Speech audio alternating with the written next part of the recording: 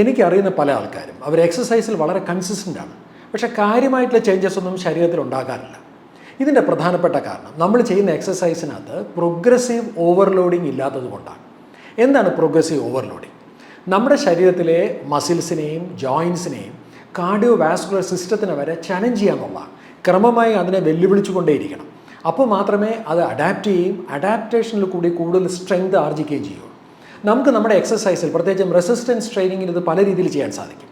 ഒന്നുകിൽ നമ്മൾ ഉപയോഗിക്കുന്ന വെയിറ്റ് കൺസിസ്റ്റൻ്റ് ആയിട്ട് സയൻറ്റിഫിക്കായിട്ട് ഇമ്പ്രൂവ് ചെയ്തുകൊണ്ടിരിക്കുക, അല്ലെങ്കിൽ നമ്മുടെ റെപ്പിറ്റേഷൻസും സെറ്റ്സും ഇമ്പ്രൂവ് ചെയ്യുക, അല്ലെങ്കിൽ നമ്മൾ എക്സസൈസ് ചെയ്യുന്ന ടൈമിനെ കുറച്ചുകൂടെ ബെറ്ററായിട്ട് ഡിസൈൻ ചെയ്യുക, അതുമല്ലെങ്കിൽ റേഞ്ച് ഓഫ് മോഷനെ വീണ്ടും കൂട്ടുക എന്നുള്ളതാണ്. എന്ത് തന്നെയാണെങ്കിലും ഇത്തരത്തിലൊരു പ്രോഗ്രസീവായിട്ടുള്ളൊരു ഓവർലോഡിങ് ഉണ്ടായില്ല എന്നുണ്ടെങ്കിൽ ശരീരം എപ്പോഴും നിന്നിടത്ത് തന്നെ നിൽക്കും, അത് പ്ലാറ്റോ ചെയ്യും. ഞാൻ വെറും 5 കിലോൻ്റെ ഒരു പെയർ ഓഫ് ഡംബൽസ് കൊണ്ട് 10 വർഷത്തോളം വളരെ കംഫർട്ടബിളായിട്ട് വളരെ സാറ്റിസ്ഫൈഡ് എക്സസൈസ് ഒരാളാണ്. പക്ഷേ എൻ്റെ ശരീരത്തിൽ കാര്യമായിട്ടുള്ള പുരോഗതി എൻ്റെ മസിൽ മാസിൽ ഉണ്ടായിട്ടില്ല.